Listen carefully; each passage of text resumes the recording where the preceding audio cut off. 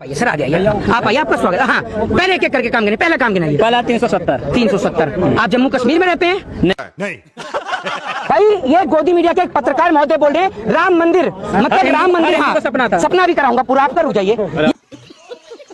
ये कह रहे राम मंदिर, राम मंदिर यानी ये कह रहे मोदी जी ने बनवाया है। तो एक बात, यानी मोदी जी ने सुप्रीम कोर्ट के जज को खरीदा और राम मंदिर बनवाया, मैं नहीं, ये भाई कह रहे हैं। ये फंस गया सी है। अच्छा, काम कहाँ है? ये सब मुक्त हो रहे हैं, धीरे अपराधी मुक्त हो रहे हैं। तो अमित शाह जी देश में नहीं रहते अभी? अमित शाह आप कैसे गृह मंत्री हैं? वो गृह मंत्री हैं वो। तो तड़ीपार कौन था फिर?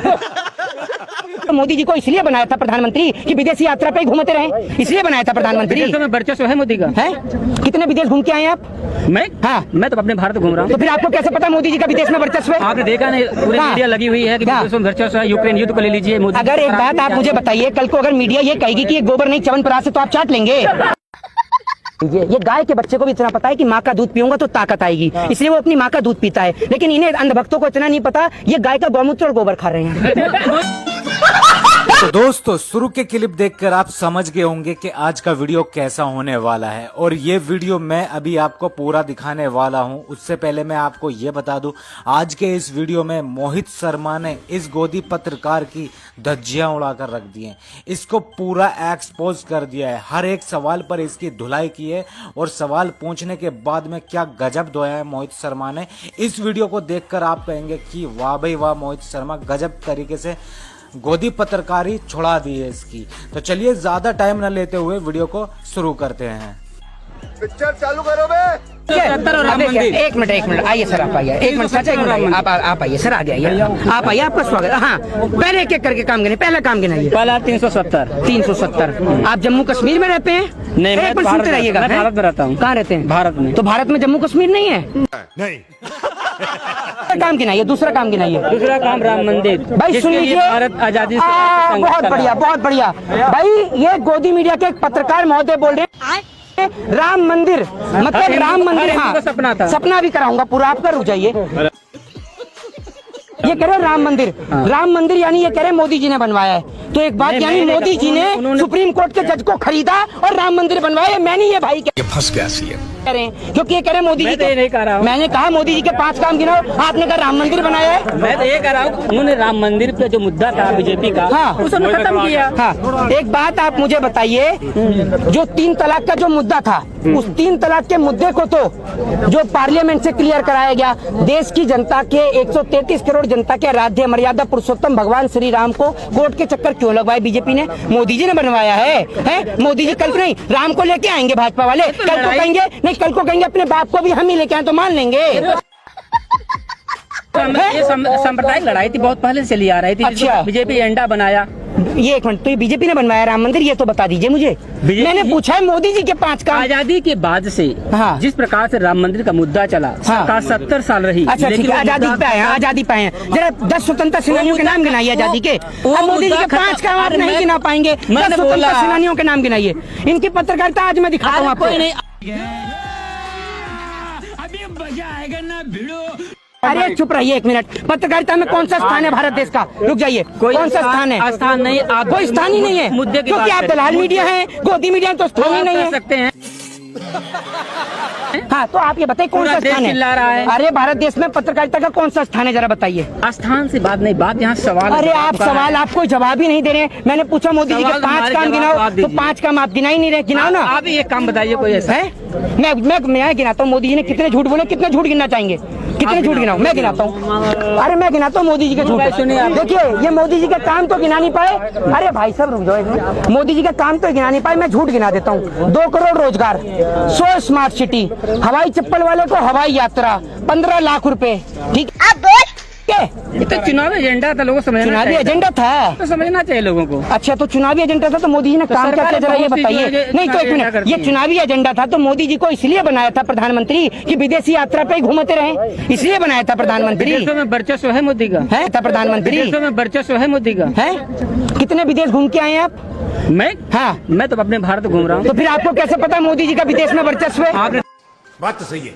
देखा नहीं, पूरी मीडिया लगी हुई है कि विदेशों में वर्चस्व है। यूक्रेन युद्ध को ले लीजिए। मोदी, अगर एक बात आप मुझे बताइए, कल को अगर मीडिया ये कहेगी कि ये गोबर नहीं च्यवनप्राश है, तो आप चाट लेंगे? बताइए। ये तो मीडिया क्यों कहेगी? मैं आप कह रहे हैं ना, आप कह रहे हैं मीडिया कह रही है। मीडिया तो सब कुछ कहती है। अगर मीडिया कल को ये कह देगी कि ये गोबर नहीं भैया च्यवनप्राश है, तो आप चाट लेंगे।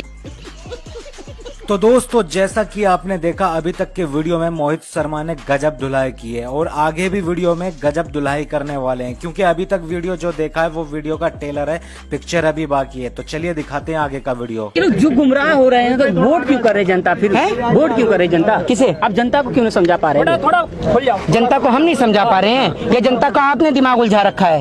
एक गाय के बच्चे को भी इतना पता है। अरे सुनिए तो, ये सुन लीजिए ये, अरे सुन तो लीजिए, ये गाय के बच्चे को भी इतना पता है कि माँ का दूध पीऊंगा तो ताकत आएगी, इसलिए वो अपनी माँ का दूध पीता है। लेकिन इन्हें अंधभक्तों को इतना नहीं पता ये गाय का गौमूत्र और गोबर खा रहे हैं।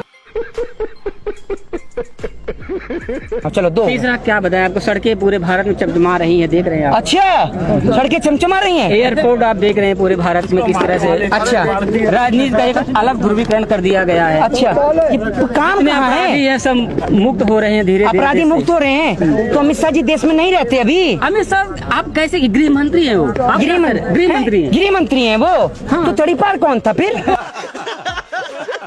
क्लीन चिट मिली है? क्लीन चिट मिली या नहीं? तो मिलेगी नहीं क्या? बहुत से नेता अरे हैं भैया, आरोप लगता है। मैं पूछ रहा हूँ, शादी हो गई आपकी? शादी न होना एक अलग बात है, लेकिन हम मुद्दे की बात करते हैं। मैं कह रहा हूँ अमित शाह को क्लीन चिट मिली, कोर्ट से मिली या नहीं मिली? आप, मैं कह रहा हूँ आप बीसीसीआई में कुछ मेंबर हैं क्या? देखो ये है या नहीं है ये बताइए ना। इसलिए नहीं बन सकते आप क्योंकि आपके पिताजी देश के गृह मंत्री नहीं है। आप हमारे पापा नहीं है। किसान तो है ना। अरे भैया, यहाँ जिसको देखो वो किसान का बेटा है। मोदी जी भी किसान के बेटे हैं, आप भी किसान के बेटे हैं। कौन? वो तो चाय वाले। वो कहते मैंने चाय बेची है। चाय की केतली दिखा दीजिए। चाय का स्टेशन तो मिला ही नहीं है। बहुत पुरानी केतली देख लेंगे, क्या हुआ है कोई केतली? ये भी मोहित शर्मा ने बिल्कुल सही कहा है, पुरानी ही सही लेकिन केतली दिखा दीजिए। जब इतना पुराना इतिहास के फोटो मिल जाते हैं, वीडियो मिल जाते हैं, तो केतली क्यों नहीं मिल सकती मोदी जी की? तो ये भी बात एकदम 100% राइट कहा है। भाई साहब, मोदी जी का बस नहीं चल रहा। अभी तक किसी पत्रकार ने इनसे ये नहीं पूछा कि मोदी जी इसरो के बारे में क्या कहेंगे, वरना मोदी जी यही कहते कि मित्रों, भाइयों, बहनों, इसरो से मेरा बचपन का नाता है। अब मीडिया वाले पूछेंगे कैसे, तो मोदी जी बताएंगे ऐसे कि जब मैं स्कूल में पढ़ता था तो मेरे से क्लास टीचर कहती थी कि लड़कियां उस रो में बैठेंगी और आप इस रो में बैठेंगे, तो मैं इस रो में हूं। कह देंगे आप। भाई साहब, आप, मैं आपसे इसीलिए कहता हूँ, ये जो मोदी जी की दलाली करके आपके भी आधे साफ हुए हैं, इतनी मत करिए, पूरे हो जाएंगे। इसीलिए अच्छा क्यों छोड़ दें? युवाओं को बोलिए जो 2000 क्यों छोड़ दे सर? आप मोदी जी की इतनी जो तारीफें करते हैं, जरा यहाँ भी गिनाइए तारीफ। मैं तारीफ संबित पात्रा के सामने सारी तारीफ गिनाएंगे हम। कहने का मतलब जो युवा है वो भी यूथ भी भाग जा रहा है, क्या कारण है? यूथ क्यों नहीं भटकेगा? 24 घंटे नहीं, 24 घंटे आप जब यूथ क्यों नहीं भटकेगा? आप यूथ देखिए सही रास्ते पे आएगा जब आप धीरेन्द्र शास्त्री जैसे लोगों को इंटरव्यू लेंगे। आप उनकी जगह इंटरव्यू लेने का काम करिए। IAS IPS का इंटरव्यू लीजिए ना। आप क्यों नहीं लेते? आप डॉक्टर्स का लीजिए, आप इंजीनियर का लीजिए, एडवोकेट का लीजिए। आप जैसे लोगों का इंटरव्यू लेंगे वैसे ही लोगों को तो देश सुनेगा। जब आप इंटरव्यू ले रहे हैं उनका, धीरेन्द्र शास्त्री का, वो लोग कह रहे हैं कि वो 26-27 साल का लौंडा जो है वो हिंदू राष्ट्र की मांग कर रहा है। अगर वो पढ़ा लिखा होता तो संविधान वाले राष्ट्र की मांग करता, नहीं पढ़ा तभी हिंदू राष्ट्र की मांग कर रहा है। एक बात बताइए, बात तो सही है। ये भारत धार्मिक देश है, बहुत धार्मिक देश है। हाँ। बहुत से धर्म यहाँ पर है। जो युवा हैं, हाँ। जो लोग वही देखना चाह रहे हैं और धीरेन्द्र शास्त्री लोगों को अपनी तरफ वही दिखाना चाह रहे हैं। हाँ। क्या नहीं, इस देश का नौजवान ये देखना चाहता है हिंदू राष्ट्र। अभी आपने देखा बिहार में कितना बड़ा जो कि आंदोलन हुआ। मैं नहीं देखता, आप देखते हैं। आप आचार्य होंगे आपके, आप मानते हो? मैं नहीं देखता। आचार्य नहीं, मेरा कहने मतलब यूथ है साथ में। क्यों देखेंगे हम? साथ जैसे लोग तो हाँ, तो मैं तो 100 साल का बुढ़ा हो गया ना। मैं तो 100 साल का बुढ़ा हो गया, हम तो नहीं देखते। तो ये तो दोस्तों, फाइनली आज का वीडियो यहीं एंड होता है। अगर आपको ये वीडियो पसंद आया तो वीडियो को फटाफट से लाइक कर दें एंड चैनल को भी सब्सक्राइब कर लें, क्योंकि इस तरह की वीडियो इस चैनल पर आपको मिलती रहती हैं। तो इस वीडियो पर आपकी क्या राय है, तो आप अपनी राय कमेंट बॉक्स में जरूर देकर जाना। तो चलिए मिलते हैं नेक्स्ट वीडियो में, तब तक के लिए टाटा बाय बाय।